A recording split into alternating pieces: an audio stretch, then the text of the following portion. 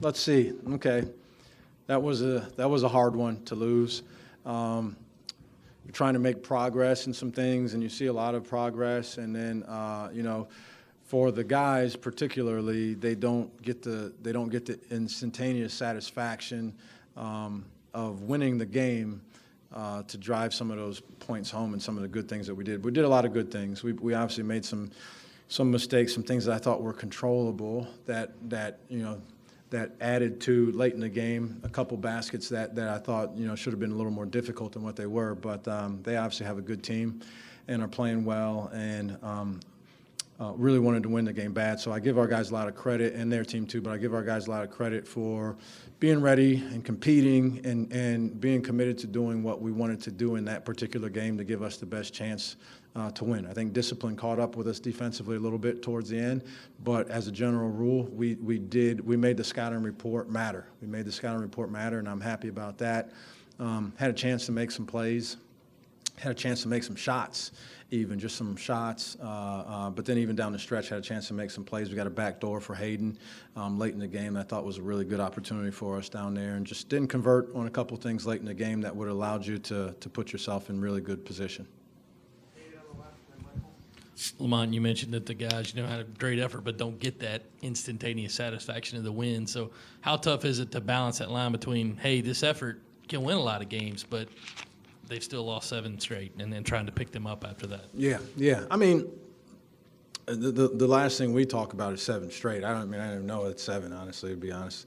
But so it's nice if I'm going to write a story, I would say 7 straight. But we focus on what just happened, and then moving forward from what just happened.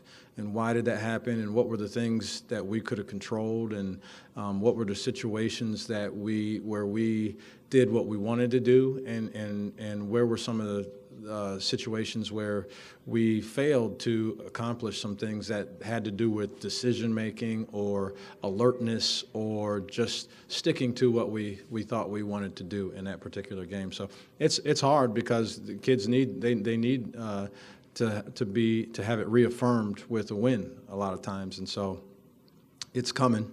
I don't know when. I was extremely hopeful that today would be the day. Turned out it wasn't, so Tuesday it is. Josh was telling us that you guys as a staff have been telling him all year that he's an important piece of this team, and he's saying now he's starting to believe it himself. I mean, it's so easy to see the potential with him and his size and all of that. Just how much of it is between the ears with him, and just how's that journey been? Obviously, big game today. Yeah, a lot of it is between the ears. I'd say the vast majority for him is between the ears and just between the ears and between the shoulders, which is where your lungs are. And some of it has to do with that, and it's hard for a guy that's that massive to stay in great cardiovascular condition, particularly when your minutes can be sporadic here and there. You're playing, it's not like you're playing 38 minutes a game, and so we've been challenging him to do some extra that way too.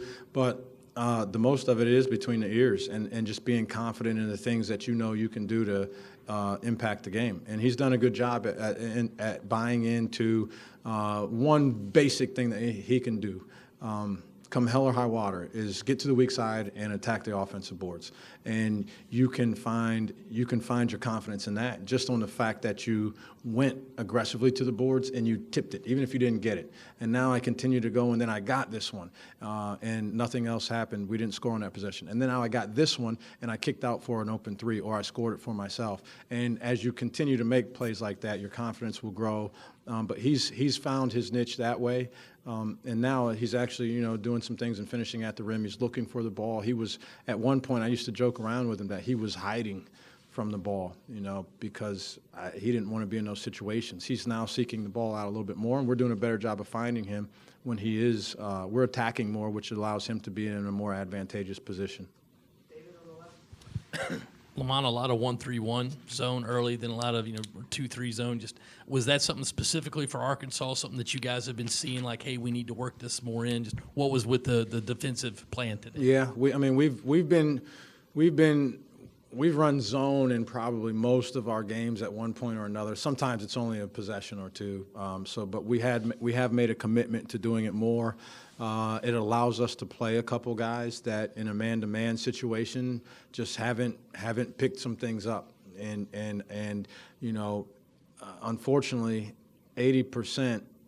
If I would have had all 80% in college, I would have loved that GPA. I didn't have all 80%, but 80%'s not good in basketball. That's 4 out of 5 guys doing the right thing and 1 guy doing the wrong thing. Defensively, that comes to bite you in the butt.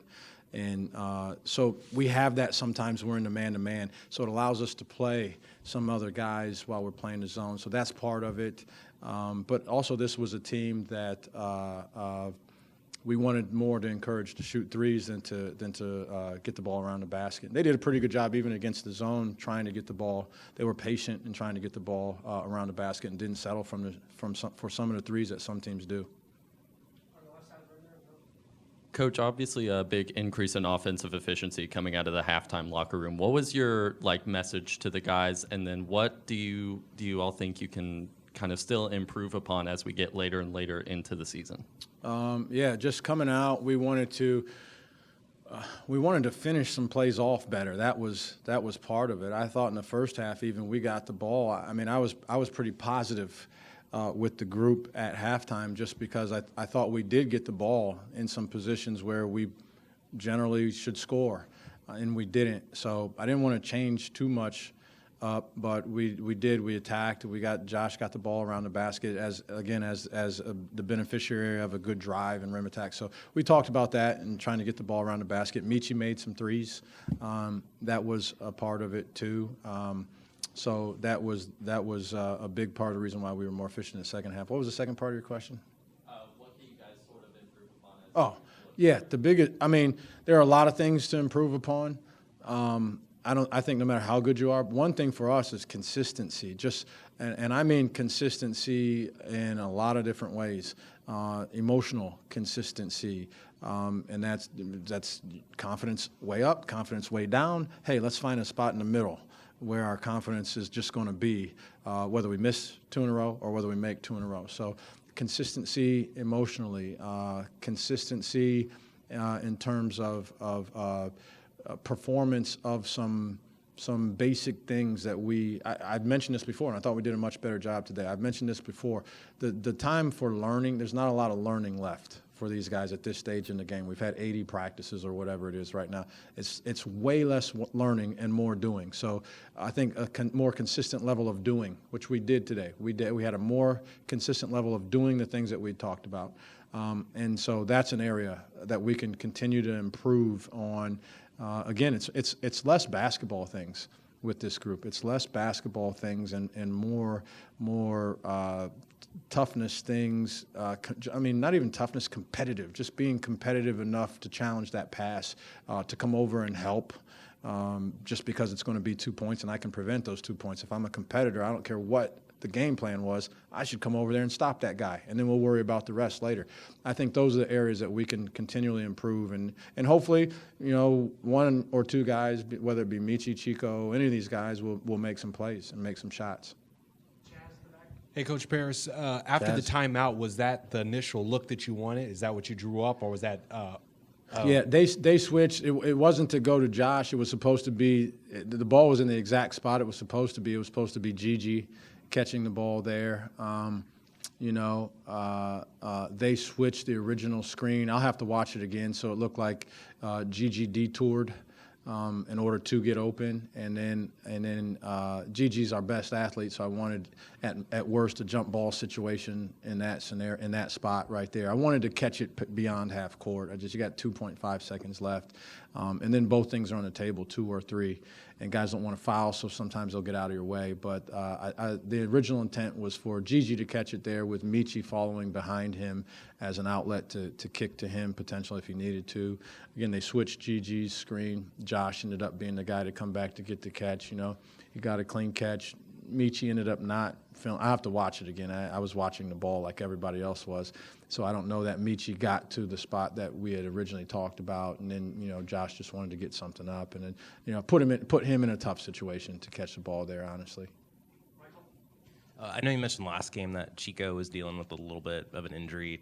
Saw the tape on his knee today, and is that still limiting him a little bit from what you've seen? And what's the prognosis with Ford Cooper as well? Yeah, I'm not Chico, so I don't. It's hard for me to say how he feels. So when they tell me he can go, here's one thing I know I'm not good at is if a guy's in, then I have an expectation of what in means, and I'm not really good at adjusting. If you're in, let's go, and things have to get done.